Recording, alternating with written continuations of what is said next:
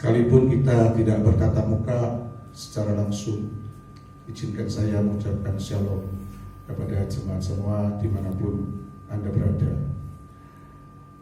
Mazmur 91 memberitahukan kepada kita, orang yang duduk dalam lindungan yang maha tinggi dan bermalam dalam naungan yang maha kuasa akan berkata kepada Tuhan, tempat perlindunganku dan kubu pertahananku, Allahku yang kupercayai. Sungguh dialah yang akan melepaskan engkau dari jerat penangkap burung, dari penyakit sampar yang busuk. Dengan tepatnya ia akan menudungi engkau, di bawah sayapnya engkau akan berlindung. Kesetiaannya ialah perisai dan pagar tembok. Engkau tak usah takut terhadap kedahsyatan malam, terhadap panah yang terbang di waktu siang, terhadap penyakit sampar yang berjalan dalam gelap, terhadap penyakit menular yang mengamuk di waktu petang.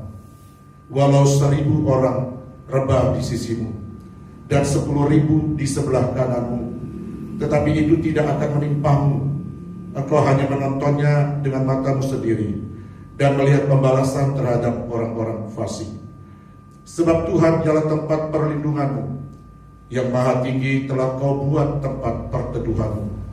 Malapetaka tidak akan menimpa kamu dan ular tidak akan mendekat kepada kemahmu.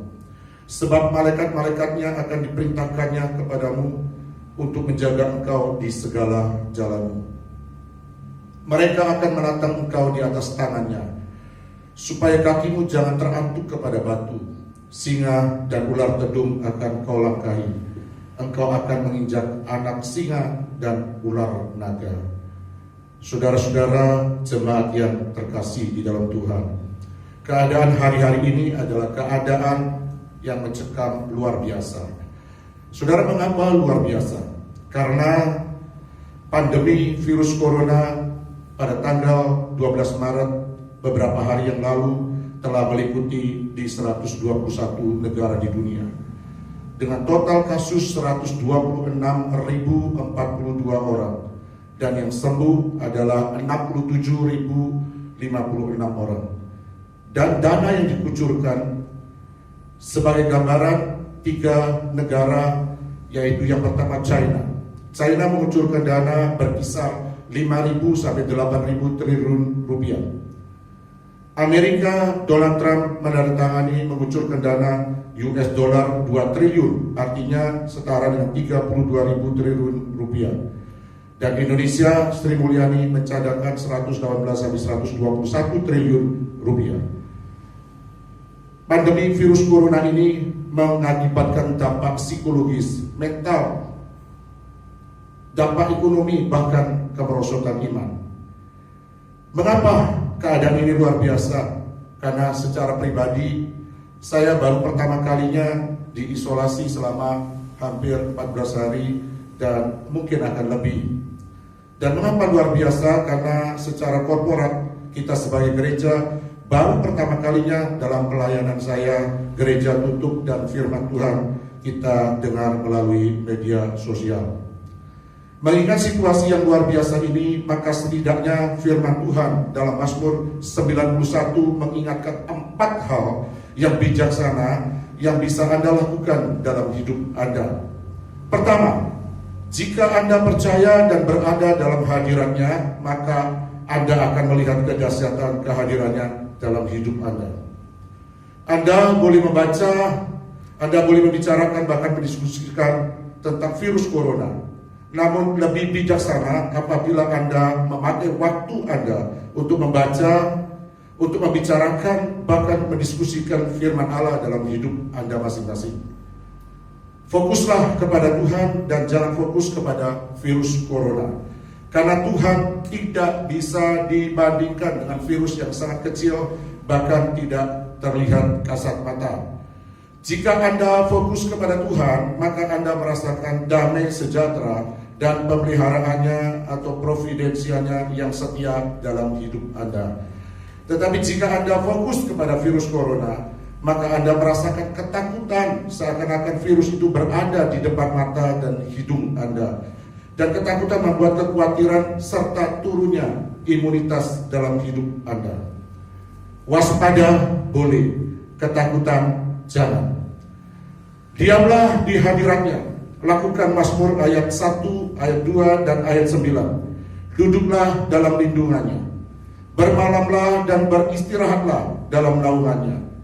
Klaimlah dan katakanlah, Tuhan adalah tempat perlindunganku dan kubu pertahananku dan tempat perteduhanku. Kebenaran yang pertama, apabila Anda percaya dan lakukan, duduk, bermalam, beristirahat dalam naungannya, maka Anda akan melihat kedahsyatan kehadirannya dalam hidup Anda. Kedua, ketika Anda mempercayai Tuhan dan berada dalam hadiratnya, maka Tuhan akan kerjakan sesuatu yang dahsyat dalam hidup Anda. Mazmur 91 ayat 3 dan ayat 6. Tuhan akan melepaskan Anda dari jerat penangkap burung. Artinya, kecelakaan atau musibah yang tiba-tiba dan tidak pernah terlintas dalam pikiran kita, seperti gambaran burung yang terbang ria dan tanpa sadar burung itu masuk ke dalam jerat atau perangkap yang mematikan. Kedua, Tuhan akan melepaskan Anda dari penyakit sampar yang busuk. Dahulu kala penyakit ini adalah penyakit yang mematikan dan tidak ada obatnya, seperti gambaran virus corona dan virus-virus baru ke depan yang akan menghantam manusia, sebagai gambaran kuda pucat pasi atau kuda hijau kuning dalam Wahyu pasal 6 ayat ke-8, dengan penunggannya yang bernama maut dan kerajaan maut, di mana seperempat bumi akan dibinasakan. Saudara, inilah yang pernah dituliskan sebagai virus war, di mana dikatakan manusia yang akan menghentikan perang atau perang yang akan menghentikan manusia. Tuhan akan meluputkan Anda dari penyakit menular yang mengamuk di waktu petang. Artinya penyakit yang tidak kelihatan mata dan menular ke semua pelosok, baik itu epidemi maupun yang pandemi. Bagi Anda pecinta ikan hias, maka Anda bisa melihat seperti penyakit white spot atau penyakit virus herpes yang membunuh hampir semua ikan Anda dalam satu akuarium yang sama. Tuhan akan menjaga Anda dalam kedahsyatan malam dan panah yang terbang di waktu siang.